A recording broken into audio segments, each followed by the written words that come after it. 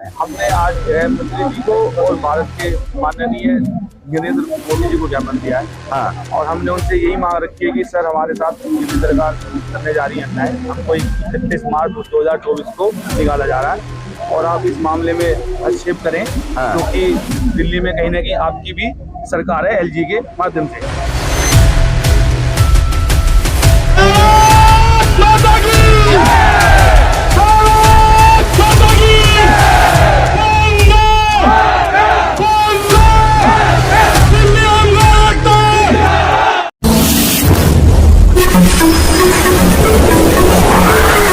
मैं एम नफीस रशीद, आप देख रहे हैं भारत न्यूज 247। लगातार यही जानने की कोशिश कर रहा हूं कि जंतर मंतर से अक्सर होता क्या है। तो मालूम यही होता है कि प्रधानमंत्री को ज्ञापन दिया जाता है, गृह मंत्री को ज्ञापन दिया जाता है और उन्हीं के जरिए एलजी और मुख्यमंत्री तक ये बात पहुंचती है।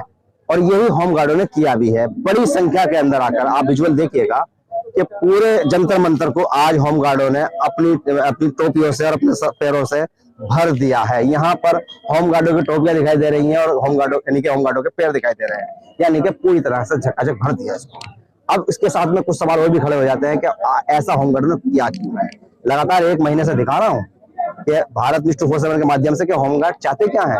पुरानी भर्ती की रद्द की मांग नहीं कर रहे हैं, ये लोग अपने परिवारों को चलाने के लिए अपनी नौकरी ना जाने की मांग कर रहे हैं कि हमारी नौकरी ना हटाई जाए। हमें 15 साल 10 साल हो चुके हैं।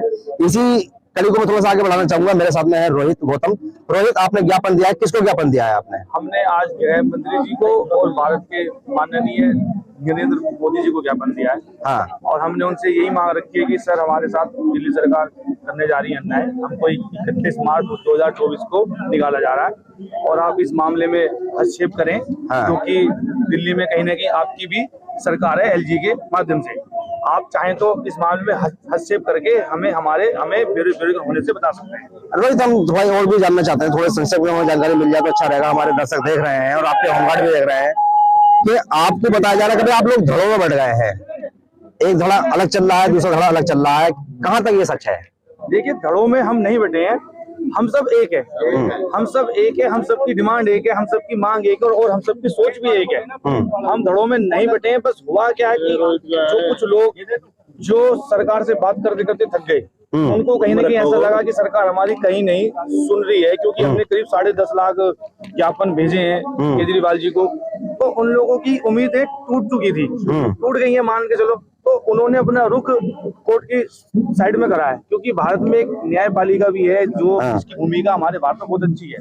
तो उनको न्यायपालिका पर भरोसा हो गया, इसलिए वो वहां पर उन्होंने रुख लिया। आप लोग लेबर कोर्ट क्यों गए?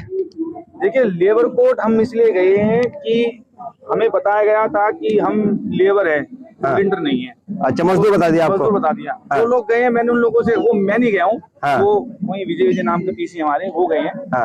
मैंने उनको समझाया, बोला, लेकिन वो नहीं मान रहे। अच्छा, मतलब निष्काम सेवा को मजदूर सेवा में लाके खड़ा कर दिया। कुल मिला के कहीं ना कहीं वकील का यार मिसअंडरस्टैंडिंग हो गई है। चलिए, मतलब आपके साथ तो हैं वो लोग? हाँ, साथ में हम सब हैं। और ये हाई कोर्ट कौन लोग जा रहे हैं?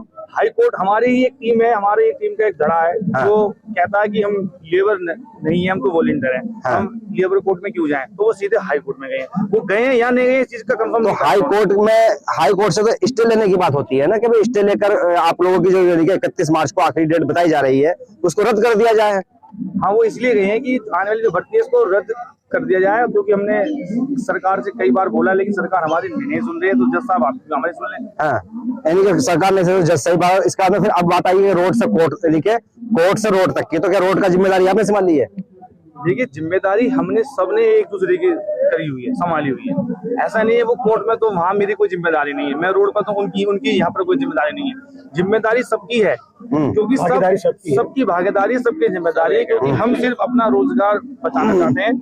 ये बात बिल्कुल अपने दर्शकों को मैं बता दूं, क्लियर हो चुकी है कि यहाँ कोई गुटबाजी नहीं है। कई सारी टीमें होती हैं, कोई भी पानी का अगर मामला बनता है तो उसमें जो ना एक टीम ऐसी होती है जिसे पानी पिलाना है। मैनेजमेंट टीम जिसे कहते हैं, ये मैनेजमेंट टीम का हिस्सा हो सकते हैं कोर्ट वाले, रोड वाले। जैसे इन्होंने नारा दिया कि कोर्ट से लेकर रोड तक की लड़ाई हम लड़ने को तैयार हैं और सक्षम हैं, और सरकार से अपनी नौकरी की मांग करते हैं और कहीं से कहीं तक भी लड़ना नहीं छोड़ेंगे। क्योंकि किसी को 10 साल, किसी को 8 साल, किसी को 12 साल, 15 साल तक भी लोगों को सर्विस करते हुए हो गए हैं। सवाल जो आ रहे हैं नई भर्ती को लेकर आ रहे हैं उसमें थोड़ी सी और क्लियरिटी चाहता हूँ।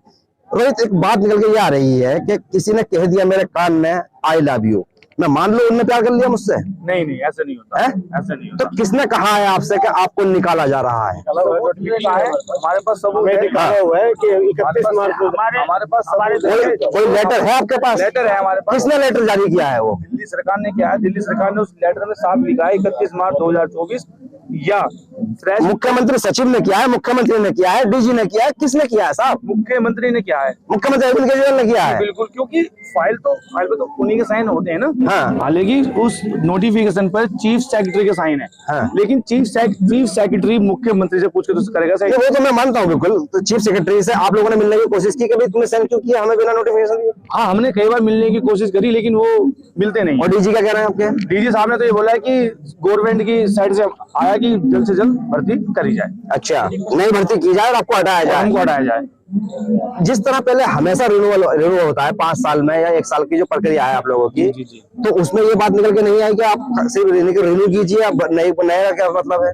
देखिए, हर साल हमारा रिन्यू होता था, लेकिन इस बार इन्होंने कंडीशन ये रख दी, हम आपका रिन्यू कर रहे हैं जो कि 31 मार्च 2024 तक है। हाँ। या जब तक नई भर्ती नहीं हो जाती। अगर नई भर्ती पूरी हो जाती है तो हमारा बेरोजगार होना निश्चित है। तो आप अब गृह मंत्री से और प्रधानमंत्री से क्या मांग कर रहे हैं? हम गृह मंत्री जी से, प्रधानमंत्री जी से यही मांग कर रहे हैं कि दिल्ली में कहीं ना कहीं आपकी भी सरकार है एलजी के द्वारा, आप इस मामले में हस्तक्षेप करें और 8,500 जवानों का और उनके साथ जो उनके बीवी बच्चे, माँ बाप, छोटे बहन, छोटा भाई जुड़ा हुआ है, उनको उनका उज्जवल भविष्य दे प्रदान करें और उनकी नौकरी को बचाएं। चलिए, बहुत बहुत शुक्रिया बात करने के लिए। तो कुल मिला के बात यही सामने निकल के आ रही है कि जितने भी होमगार्ड है 8,500 होमगार्ड और इनके परिवार आज जो धरने पे आए जंतर मंतर पर, उनकी एक ही बात थी कि इनकी नौकरी ना जाए।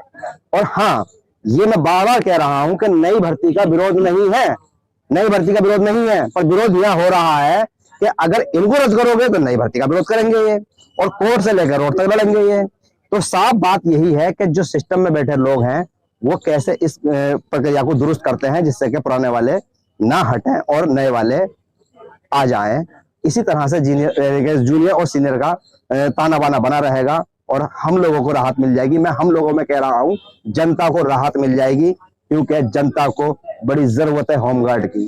और ऐसा ना हो कि नए नए छोरे आ जाएं और वो रोड पे उधम काटना शुरू कर दें वर्दी और टोपी पहन के। क्योंकि अक्सर हमने देखा है, पीछे अभी लॉकडाउन में ये हुआ भी था कि अभी 500 का चालान कट रहा था लॉकडाउन के अंदर मास्क का, कभी 2000 का कट रहा था, पब्लिक को पता नहीं पड़ रहा था और नहीं मालूम था कि सिविल डिफेंस के थे, नहीं मालूम था दिल्ली पुलिस के थे, नहीं मालूम था होमगार्ड थे कौन थे, पर कुल मिलाकर छोरे छोरे हुआ करते थे और बड़ी वीडियो वायरल हुई थी बदतमीजी करने की। तो कुल मिलाकर जब कोई सीनियर या कोई अच्छा खासा आदमी, जो समझदार आदमी ड्यूटी कर रहा होता तो उसे उस पर विश्वास होता है।